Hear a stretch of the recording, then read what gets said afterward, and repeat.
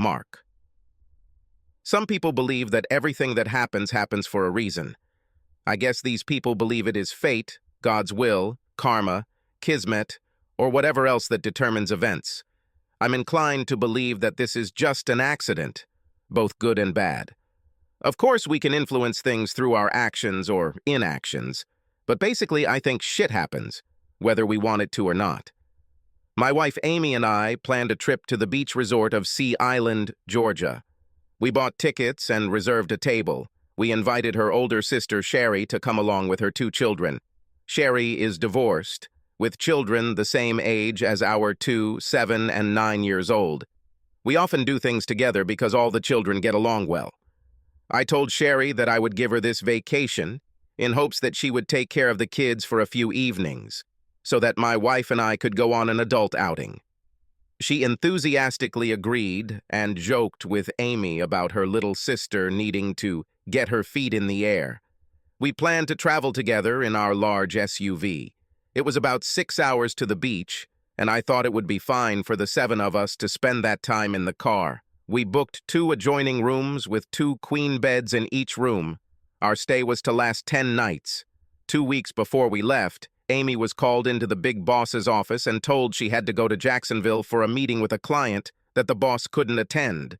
She was expected to attend several public events Saturday night and Sunday afternoon before holding an extended contract meeting and negotiations on Monday. If all goes well, she could come to Sea Island and join us on Tuesday or Wednesday at the latest. Needless to say, I was unhappy traveling with Sherry and 4 kids, but I couldn't think of any other way to cope with the circumstances. This meant that Amy would not be with us on Friday night, Saturday, Sunday, Monday, and possibly Tuesday. Her company paid to fly her to Jacksonville on Friday afternoon and provide her with a rental car that she could leave in Sea Island when she joined us. Not the best start to a long-awaited family vacation. Shit happens. Mark, dear, I'm so sorry this happened. I was looking forward to spending some adult time with my husband, said an exhausted Amy, snuggling close to me. It was Thursday evening, and it had been a hectic week trying to get all the baby stuff ready for the trip. Amy worked late into the night, preparing for her important assignment. Now the 2 of us lay in bed, too exhausted to even think about romance. It's okay. We'll have a week together on Sea Island. I'm horny, but I'm too tired to do anything about it. Me too. I was thinking about you this morning and I got all wet, but now I can hardly keep my eyes open, Amy said, yawning widely. Now! The flight was exactly what I wanted. Fast and without incident. I rented a car and got to my hotel before 6 a.m. After tidying up my room a little, I called Mark. The call did not last long, as the house was in complete chaos while the children were getting ready for the trip. I apologized to Mark for blaming everything on him and promised to call the next evening. I decided to have a snack, although I was not hungry. The dining room was crowded, but the hostess said I could eat at the bar if I wanted. So I took a seat at the end of the long counter and ordered a grilled chicken salad and white wine. As I ate, the bar began to fill with new arrivals. About halfway through my salad, someone's face leaned across the counter next to me and asked, "Amy?" It took half a second to realize that the person was addressing me. I turned to face him and nearly choked on my last sip of wine. "John?" "Oh my God." I turned my chair towards him and he leaned over and hugged me. I wasn't sure if it was really you, but I had to make sure. "Oh my God, Amy. How long has it been? 12 years. 14, I think we're getting old, John." "Not you. You are still as beautiful as you were when you left school. How is this possible?" I slapped his hand. "And you're still the same complete idiot you always were." "What are you doing here in Jacksonville?" "One of our subsidiaries is making a deal with Elton Manufacturing, and I have to sign it. They send some big wig to curl my hair and make sure I sign." My mouth dropped open as I stared at my old college sweetheart. "Well, the big wig's wife had to have surgery, so he sent me." "I guess I'm the one who's going to twist your arms. Take a seat and I'll get started." John laughed and motioned for the bartender to order a drink as he sat down next to me. "So, Now I know that you work at Elton. What else is going on in your life? Amy looked at her former lover and said, Well, after we graduated from school and broke up, I was a little upset. I returned home and moped until my father threatened to kick me out. I responded to an email from a recruiter working for Elton and they hired me. What about you? Yes, parting with you was murderous. It took me years to forgive my father for sending me to Europe to work in his Paris office. I stayed there for 4 years. When I returned, I asked around about you, and someone told me that you were married. On the one hand, I was happy for you. On the other hand, it kind of broke my heart. I stared at his handsome face for a moment and placed my hand on his cheek. John, I never stopped thinking about you. You were my first true love, and I think you will always have a special place in my heart. He leaned down and kissed me lightly on the lips, and then took a deep breath. I dreamed of finding you and starting our lives over again, but shit happens, and now you're married to some lucky guy. Any children? Yes, 2, a 9-year-old boy and a 7-year-old girl. Mark and I have been married for 11 years. I don't see a wedding ring. Are you married? It was a mistake. It was a mistake. When I came back and found out that you got married, I kind of went crazy. I was dating a bunch of girls at the same time. I ended up marrying one of them because she said she was 2 months pregnant. A month after the wedding, she admitted that she had never been pregnant, and we broke up. In the end, I got the marriage annulled and never remarried. I stood up and hugged him. John, I'm so sorry. This is just terrible. I'm sorry you had to go through this. I hugged him, kissed him on the cheek, and sat down again. He was silent for a moment, then asked, So, are you here alone? Yes. Until Monday, and then on Tuesday I'm going to Sea Island to meet Mark and the kids. What about you? My secretary went with me, but she has an aunt here in the city, so she will stay with her. I'm booked here until Tuesday morning. Well, we will have it tomorrow evening. I think it's just some kind of meeting with cocktails and appetizers. Then we have brunch before the big WTA tennis match at the country club on Sunday. Yes. It seemed a little unnecessary to me, but Mary is a big fan of Emma Raducanu and is looking forward to the match. I wanted to let her take her aunt, but Mary was afraid that this would offend our host. Your event host works for me, so I might as well smooth this out for you, I said with a laugh. John downed the rest of his drink.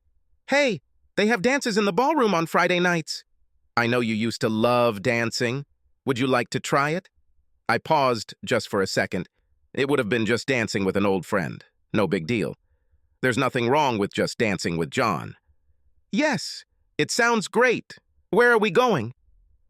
The ballroom was small and the crowd sparse, so we had plenty of room to move around. I didn't remember John being such an experienced dancer, so I told him so. Oh, in Paris I worked with an elderly lady whose husband had a stroke and could no longer dance. She asked me to support her. I wasn't a worthy substitute, so she taught me how to dance. Well, she was a great teacher, and you're pretty good now. As he circled me around the room, I found myself becoming more and more comfortable in his arms. When the music slowed down, he pulled me closer, and I laid my head on his chest. In my mind, the years flew by, and I was back at school, dancing with the man I planned to marry. As we moved together, I felt his hardness as he pressed himself against me. Immersed in the music, I didn't react for a few seconds. Then the fog of memory cleared, and I pulled away from him a little. I'm sorry, Amy. Hugging you like this brought back many pleasant memories. It feels so good to hold you in my arms. I just can't fight the attraction I feel for you. Oh, John, I see. I was caught up in the moment, and I really appreciate you hugging me. But I'm married, and I love my husband and my family. John moved away from me a little. I certainly understand. Mark is a happy person. I had my chance, but it slipped away. Sorry, maybe we should call it a night. We gathered our things and headed to the elevators. When we walked in, John asked what floor we were on. On the 8th, please. Not bad for coincidences, I'm also in 8th. We stopped in front of my room and John grinned and then showed me his room card. I'm next door. We both laughed and shook our heads. John put his finger under my chin and lifted my face. I knew what he was going to do, but I let him lean in and kiss me. It was a short kiss, but it was a kiss of love. I pulled away, turned around, inserted my card into the door, and pushed it. "Good night, John," I said, closing the door. The next morning, coming out of the shower, I noticed this: a door in the wall. The wall between my room and John's room. Oh my God, we have adjoining rooms.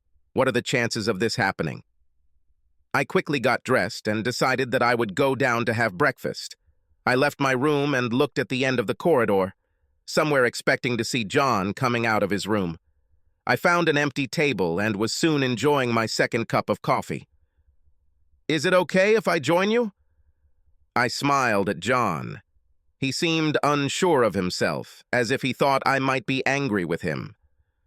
"Of course. Please sit down. Amy, I'm sorry if I became annoying. Please don't hesitate to tell me to get lost if I'm being too intrusive." I giggled. Damn it. I actually giggled. "Don't be stupid. What do you have planned this afternoon?" He smiled warmly. "Well, I was thinking about going to the beach, but I think I'll just sit by the pool and read." "What's on your agenda?" "Great minds think alike. See you." As I sorted through my clothes, I winced, remembering that I had only brought the shortest bikini with me. I figured I could start tanning before joining Mark.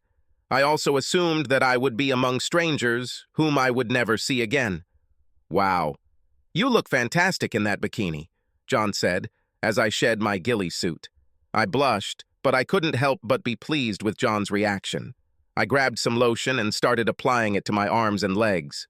John watched me carefully. "Do you want me to anoint your back?" John stood up and took the lotion from my hands.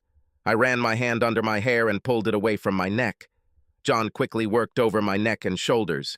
He rubbed lotion into my back and under the strings of my top. He worked on my thighs and buttocks. With strong hands, he rubbed the lotion dry. We spent a pleasant day sunbathing and swimming in the pool. We had lunch at the poolside cafe and enjoyed a cocktail. Towards evening, we headed back to our rooms. Approaching my door, we stopped. "Thank you for a wonderful day, John." He leaned over and kissed me. His hand slid into my hair as he pulled my face towards his. His tongue parted my lips and invaded my mouth. I moaned and pressed my whole body against him. I reluctantly ran my hand over his chest and pushed him away. "Sorry, John, I shouldn't have done that. I have to come in." He stepped back, giving me the opportunity to insert the card, push open my door, and rush inside. It took me a few minutes to get my heart rate down. I called Mark, and Sherry answered the phone. "He went downstairs to get more ice. Are you incredibly bored there? We're having a great time. Mark is so cute that I may not give him back to you." "What?" "Oh yes, I'm glad you're having a good time. I need to shower and get ready for the event here. A kiss from me to Mark and the children." "Oh, with pleasure." "Bye, little sister."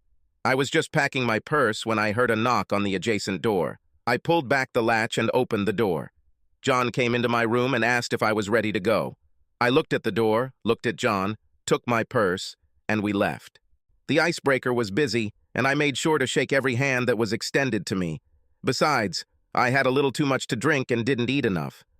When John picked me up and we headed out, I felt pretty relaxed. When we got to my door, I inserted my card into the lock and pushed my door open. I turned and bid John good night before letting the door close. I undressed and headed to the shower. The warm water perfectly relaxed my tired body. I dried myself off, put on my nightgown, and headed to the waiting bed. I collapsed on the bed and immediately fell asleep. I woke up briefly and felt Mark's arm over my side and his hand squeezing my breast. I press my back against his chest and feel his soft friend pressing against my buttock. I sighed contentedly. He and I slept like this almost every night. I always felt safe and loved it when he hugged me like that.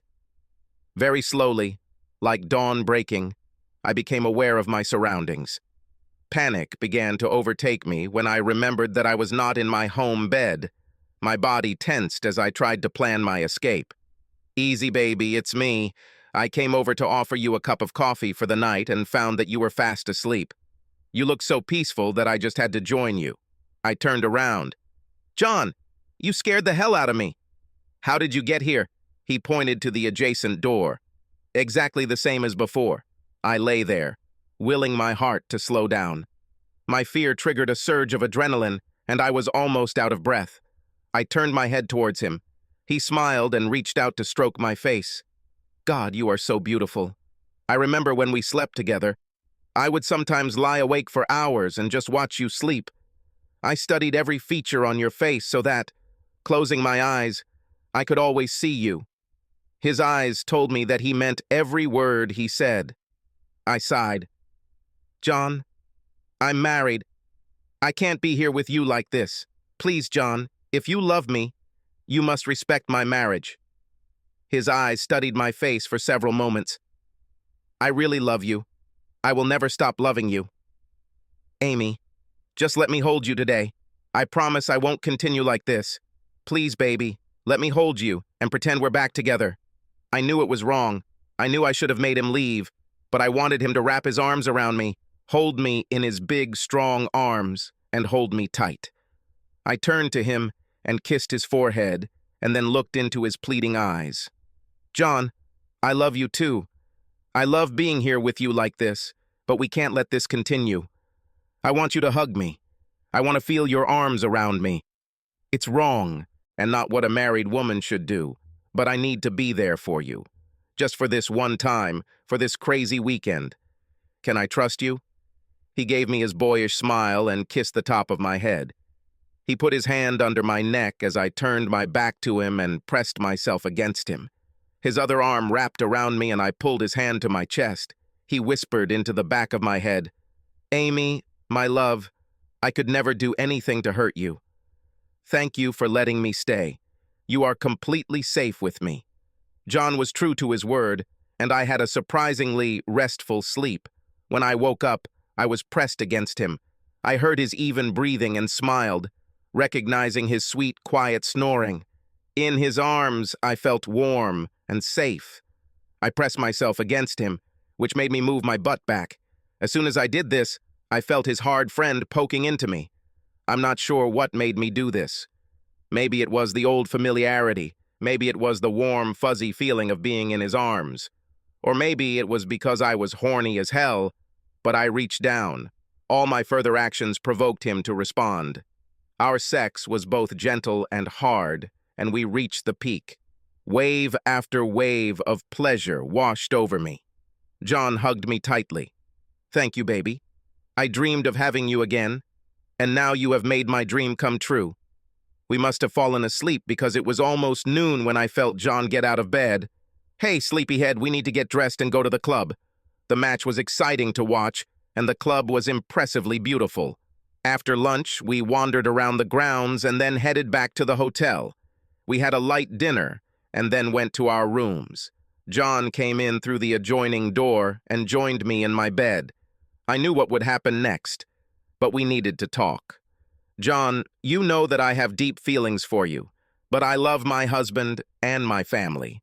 What we have here is just a temporary phenomenon, two old lovers reunited for a short time. I hope you understand and feel the same. Don't worry, I know you would never leave Mark. Amy, I can't deny that I would love to have you as my wife and be with you 100% of the time, but I know that's impossible. I think tomorrow I will insist on an annual review of our deal before I sign it. If you agree to this, we can meet here every year to renew the contract and repeat our relationship. Every year. So, if I agree, we'll keep our distance and only meet here once a year, like an anniversary or something? This is not what I want, but anything more is dangerous, and I am afraid that you will be discovered. I promise to never hurt you. I don't want to ruin your marriage. I agreed, and we made love until the early morning. It's like we've always been together. I freely gave him my body, and he took everything he wanted.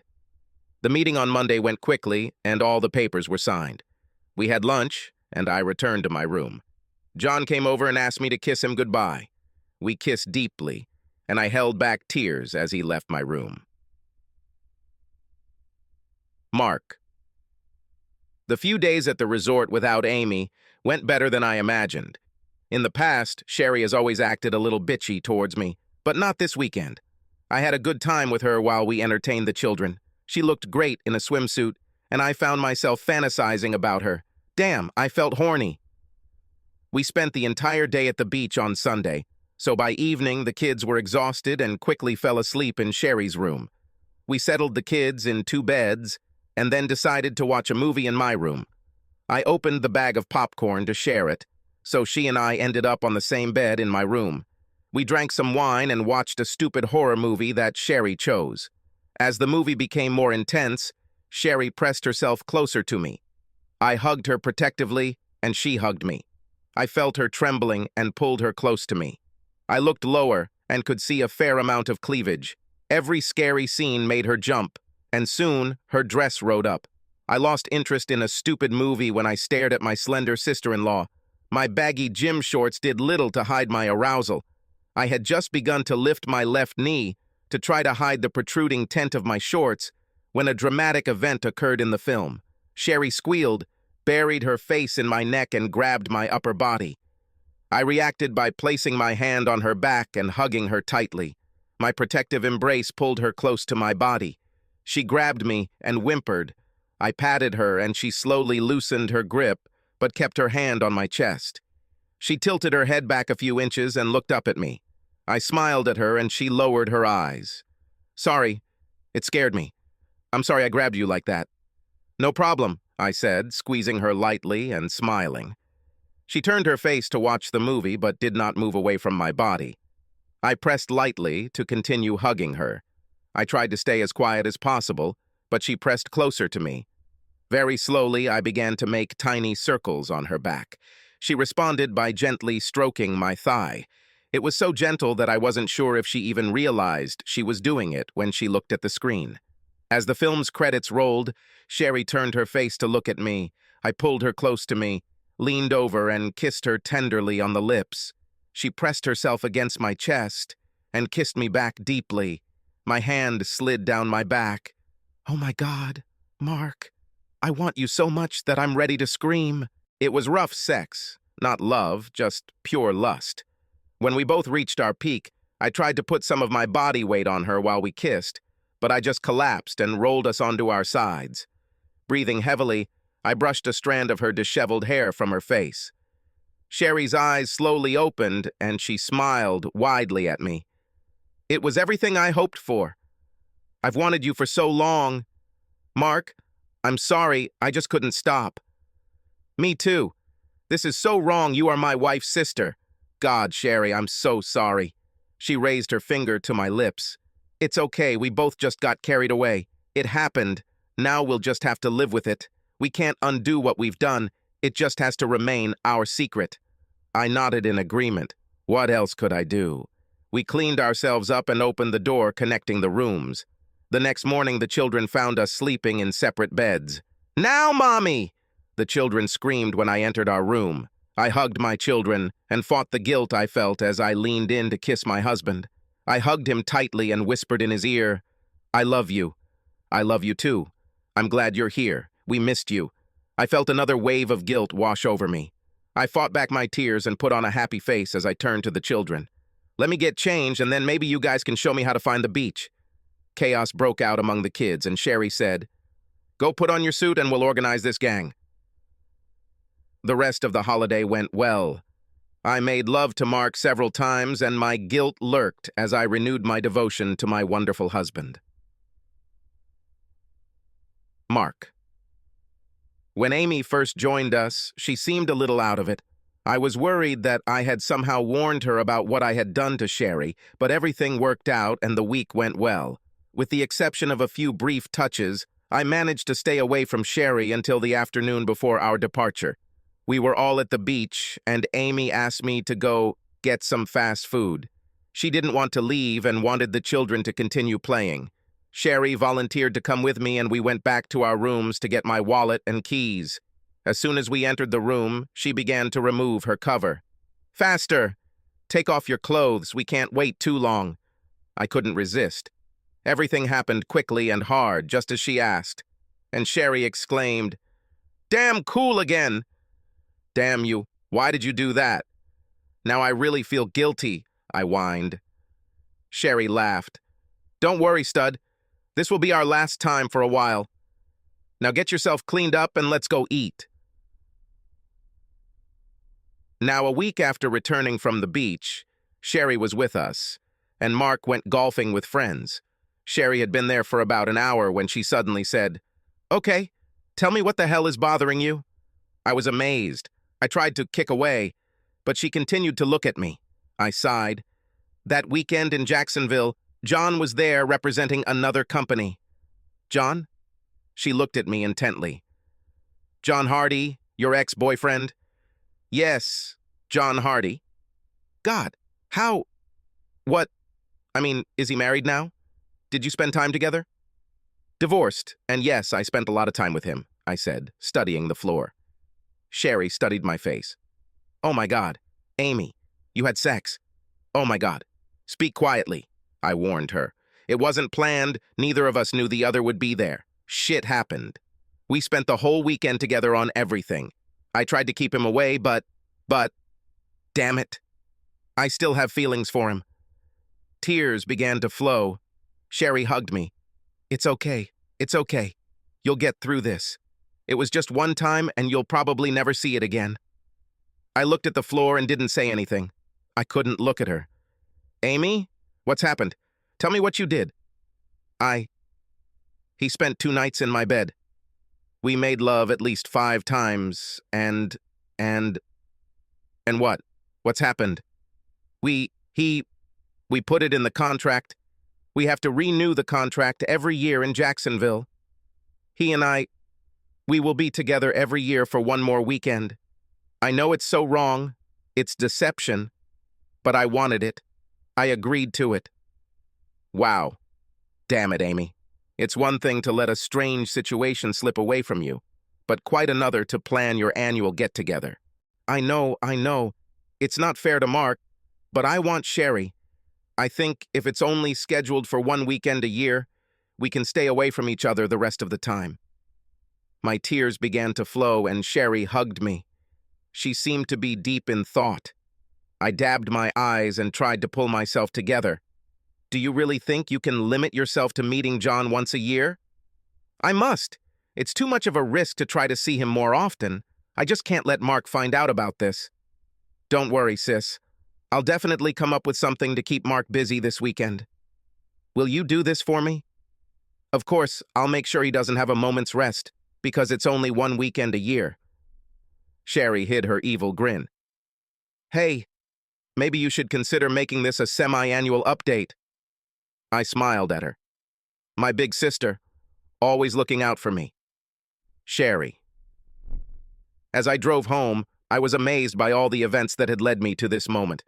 That horned dog Mark asked me to join them for the holidays so he could transfer the kids to me while he enjoyed Amy. And then Amy gets dragged away from their vacation only to be dumped with John for the weekend. Likewise, the kids sleep in my bed, so I end up watching a movie with Mark in his bed, which leads to our first time having sex. Then my sister sends the 2 of us to our room, and I have it again. Now, once a year, she gives it to me for the whole weekend, so she can go play with John. Damn, my lucky break. While Amy is having the weekend, thinking about how much fun Mark and I will have is getting me excited. In fact, I'm pretty sure Amy will understand what I'm doing with Mark. But what can she say? As long as she's sleeping with John, she can't complain about Mark sleeping with me. If Mark somehow ever finds out that Amy is cheating, he won't be able to do anything about it because he's cheating too. I suppose I could spill the beans and put it all out in the open, but what fun would that be? Subscribe to our channel so that your second chaff doesn't cheat on you, and go ahead and listen to the next story, because this story is nothing compared to the next one. If you're under 18, don't even think about listening to the next one.